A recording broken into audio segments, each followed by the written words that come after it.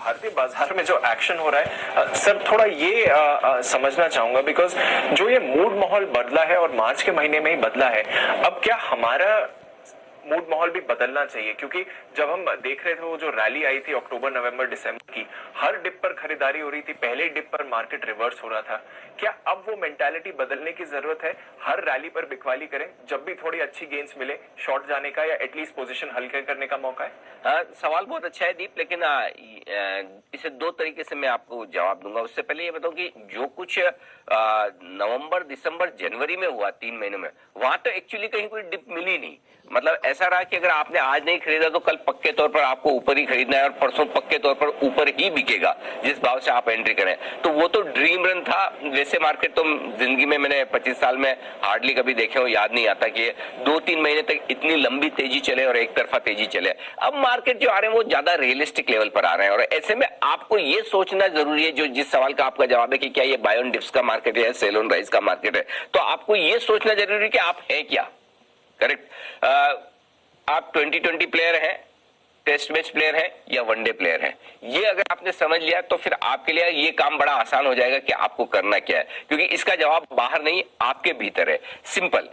अगर आप ट्रेडर हैं तो क्लियर कट ये सेल ऑन राइज का मार्केट है। हर रोज मार्केट आपको एक तेज उछाल दिखाता है, गैप से दिखाता है, चाहे वो ओपनिंग में हो, चाहे दिन के दौरान हो, या चाहे आखिरी 1 घंटे में रिकवरी हो, और उसके बाद नेक्स्ट डे आपको उसके नीचे नजर आते हैं। तो जो कुछ भी रिकवरी, जो कुछ भी इंट्राडे रिकवरी या गैप अप ओपनिंग मिलती है, उसका फायदा उठाकर अगर आप बेचते हैं ट्रेडिंग रेंज के हायर एंड पर, या फिर फर्स्ट रेजिस्टेंस लेवल पर, फर्स्ट इंपॉर्टेंट रेजिस्टेंस लेवल पर बेचते हैं, तो मार्केट आपको बहुत बढ़िया रिवॉर्ड कर रहा है। तो अगर ट्रेडर के तौर पर आप देखेंगे तो आपको कुछ अहम लेवल ध्यान में रख लेने, और जब तक उन अहम लेवल के ऊपर बाजार नहीं निकलता तब तक आपको सेल ऑन राइज वाला मार्केट रखना है। और ये लेवल सबसे पहला है 14,700-750 का आज के लिए। जब तक 14,750 के ऊपर निकलकर अब बंद ना हो तब तक ये सेल ऑन राइज का मार्केट है। 14,750 के ऊपर निकलकर बंद होता है तो मार्केट एक तरह से न्यूट्रल होता हुआ दिखेगा, और वापस बाय ऑन डिप्स का मार्केट तब होगा जब आप 14,925 के ऊपर की क्लोजिंग देंगे। तो लेवल्स बहुत क्रिस्टल क्लियर है दीप। 14,925 के ऊपर बंद होने के बाद आप फिर से मार्केट में ट्रेंड पॉजिटिव होते हुए देखेंगे। अभी ट्रेंड न्यूट्रल है और 14,750 के नीचे की क्लोजिंग तक ये ट्रेंड न्यूट्रल ही रहेगा। ये तो ट्रेडर्स के लिए बहुत क्लियर कट स्ट्रेटेजी है कि जब भी आपको उछाल मिले आप इस तरह से ट्रेड कर सकते हैं ऊपर में बिकवाली करने के लिहाज से, जब तक कि आपके लिए दो चीज ना बदले। पहला एफआईज की बिकवाली, दूसरा अमेरिका के बॉन्ड यील्ड। ये दो चीजें जो परेशान कर रही है, जब तक इनमें बदलाव ना आए तब तक सेल ऑन राइज का मार्केट है। ये ट्रेडर्स के लिए बहुत क्रिस्टल क्लियर साफ एकदम संकेत है। अब रहा सवाल इन्वेस्टर्स का, और जिस पर बहुत सारे इन्वेस्टर्स जानना समझना भी चाहते हैं कि हम क्या करें। अरे ऐसा तो नहीं कि टॉप बन गया अब मार्केट गिरना शुरू हो गया। और कल भी मुझे काफी लोग पूछे थे कि क्या बेच देने का वक्त है, क्या निकल जाऊं, प्रॉफिट आ रहा है ले लूं। अब बात यह है कि आप किस तरह के इन्वेस्टर्स हैं। क्या आप 14,500 पर 1000 पॉइंट की और कमजोरी देखने को तैयार है निफ्टी पर? और अगर हाँ तो जवाब ये कि आपको कुछ भी नहीं बेचना है। जवाब ये है कि आपको और नीचे की गिरावट में अब खरीदारी शुरू करनी है। ये बहुत क्लियर है।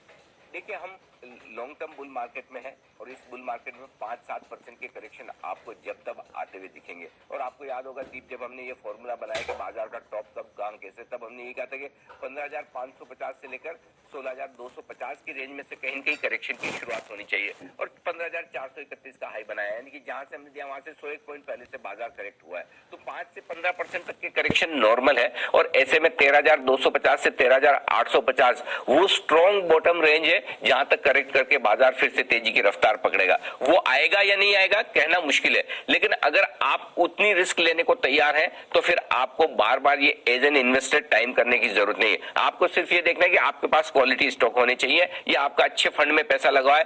जिनके म्यूचुअल फंड में इन्वेस्टमेंट है उन्हें कहीं डबल माइंड होने की जरूरत नहीं कि अब मैं बेच दूं। 1000 पॉइंट आपके ऊपर से वैसे ही निकल गए, 800 पॉइंट ऊपर से वैसे ही निकल गए। आप 5-10% के आसपास के करेक्शन को टाइम नहीं कर सकते, क्योंकि जब तक आप बेचने का सोचते हैं तब तक 3-4% नीचे आ जाता है, और जब आप वापस एंट्री करने का सोचेंगे तो बॉटम से 3-4% ऊपर होगा। तो 2-3% के लिए आपको इतनी मशक्कत क्यों करनी है, इतना मेहनत क्यों करनी कि मैं टाइम करूं कि एग्जैक्ट ऑफ। हाँ, अगर आप इतने स्किल्ड हैं कि एग्जैक्ट मार्केट ने जहां टॉप बनाया और जहां बॉटम बनाया उसके बीच का 8% का मूव निफ्टी रहता है, उसमें एंट्री एग्जिट आपकी परफेक्ट है, तब तो अलग बात है, जो कि आम इन्वेस्टर्स के बस की बात नहीं, मेरे बस की बात नहीं, शायद आपके भी ना हो, अंदाज से कभी एक आध बार हो जाए तो अलग बात है। तो इसलिए आपको सिंपल इन्वेस्टर के तौर पर कोई दिमाग नहीं लगाना है, बने रहिए, long term bull market intact है, 5, 7, 15 दिनों की कमजोरी से, कुछ बिकवाली से कोई फर्क नहीं पड़ता। अल्टीमेटली लंबे समय में बाजार अभी भी तेजी के मूड में, और ऐसे में अगले कुछ दिनों में आपको अगर और मौका बाजार देता है, जो कि दे सकता है, उसकी वजह एक और है दीप, जो हम बात कर रहे हैं कि दो कारण हमें साफ साफ दिखते हैं, लेकिन दो कारण और बाजार के मन में कहीं न कहीं अंदर है जो आमतौर पर बात नहीं करते। एक कोरोना का बढ़ता हुआ डर, जिस पर बाजार वाली खुलकर रिएक्शन नहीं लेता है, लेकिन बैक ऑफ द माइंड कहीं कहीं दिमाग में है कि कोरोना का डर है। दूसरी चीज एक और है कि हम हैं मार्च के महीने में, और मार्च के महीने में आमतौर पर फ्रेश खरीदारी कम होती है, लोग अपने पोर्टफोलियो को सेटल करने के मूड में होते हैं। 31 मार्च को फंडिंग कम हो जाती है, ब्रोकर्स की तरफ से जो ब्रोकर्स फंडिंग दे रहे हो वो सब अपनी अपनी बुक्स क्लीन करने में लगे रहते हैं, या फाइनेंसर्स हैं वो अपने पैसे मंगाकर अपनी बुक्स में रखना चाहते हैं। इस लिहाज से थोड़ी सी लिक्विडिटी के कंसर्न्स होते हैं, और जो फ्रेश पोजीशन लोग बनाना चाहते हैं वो अप्रैल के महीने में बनाना चाहते हैं। तो ये दो कारण और है जिसकी वजह से बाजार का मूड सबड्यूड है। तो ऐसे में आपको सिर्फ इतना करना है, अगले 10-15 दिन अपने पोर्टफोलियो को संभालना है, और संभालने में भी आपको संभालने मतलब आपको कुछ नहीं करना, संभाल के भी आप क्या संभाल लोगे, जैसे मार्केट जिधर जाएगा उधर जाएगा। आपको संभालने के तौर पर एक ही काम करना है, ये देख लेना कि मेरे पास जो शेयर है वो कचरा तो नहीं है।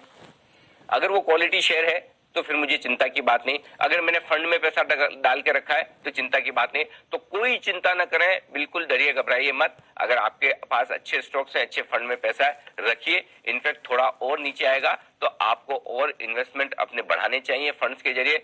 धीमे धीमे नीचे की तरफ आपको SIP शुरू कर सकते हैं, बढ़ा सकते हैं, अमाउंट थोड़ा सा ऐड कर सकते हैं। तो long term market, medium term market एकदम परफेक्ट है, एकदम बढ़िया है, कहीं कोई दिक्कत की बात नहीं है। चिंता बिल्कुल मत करिए, बने रहिए। अच्छी क्वालिटी के स्टॉक्स जो करेक्ट हो रहे हैं वहां पर फोकस कीजिए, कहां आपको पैसा लगाना है अपनी लिस्ट तैयार रखिए, बस simple D. Deepanshu, Tata power के बाद अब जो नेक्स्ट स्टॉक रडार पे आया है, आप देखिए टाटा पावर में एक वन साइड मूव देखने को मिला और 4 रुपए की तेजी मात्र 15 से 20 मिनट के अंदर देखने को मिली है। तो अब टाटा पावर के बाद जो नेक्स्ट स्टॉक रडार पे आ रहा है वो बैंकिंग और फाइनेंशियल में चाल देखने को मिल रही है। तो बैंकिंग स्टॉक रडार पे आया है, उस स्टॉक का नाम है IDFC फर्स्ट बैंक। 60 रुपए के पास अभी ट्रेड कर रहा है, एग्जैक्ट 60 रुपए 5 पैसे पे अभी CMB पे ट्रेड कर रहा है। IDFC फर्स्ट बैंक में पिछले 7 से 9 दिन की गिरावट के बाद अब यहां से एक अच्छा अपसाइड मूव देखने को मिलना चाहिए। मेरे को ऐसा लगता है कि IDFC फर्स्ट बैंक के अंदर यहां से अब तेजी बनेगी और एक अच्छा अपसाइड मूव देखने को मिलेगा, जिसके अंदर 62.5 का पहला टारगेट बनेगा, और 62.5 का लेवल अगर टूटता है तो फिर 65 रुपए तक का मूव हमको अगले हफ्ते में एक अच्छा खासा अपसाइड मूव में देखने को मिल सकता है। नीचे में 57.5-58 का सपोर्ट है, तो 57.5 या 58 के आसपास का स्टॉप लॉस लगा के IDFC फर्स्ट बैंक में यहाँ पे CMB पे खरीदारी करे, और ऊपर में टारगेट 62.5 से लेके 65 रुपए तक के देखने को मिल सकते हैं। कोई ऑप्शंस में अगर ट्रेड लेना चाहता है तो 60 रुपए वाला कॉल अभी CMB पे खरीदारी कर सकता है, जो कि 1 रुपए 60 पैसे 65 पैसे पे ट्रेड कर रहा है। 55 पैसे का नीचे में स्टॉप लॉस, ऊपर में 2.5 रुपए से लेके 3 रुपए तक के टारगेट होंगे, और स्पॉट में 62.5 और 65 ये लेवल हमको अगले हफ्ते में IDFC फर्स्ट बैंक में देखने को मिलने चाहिए।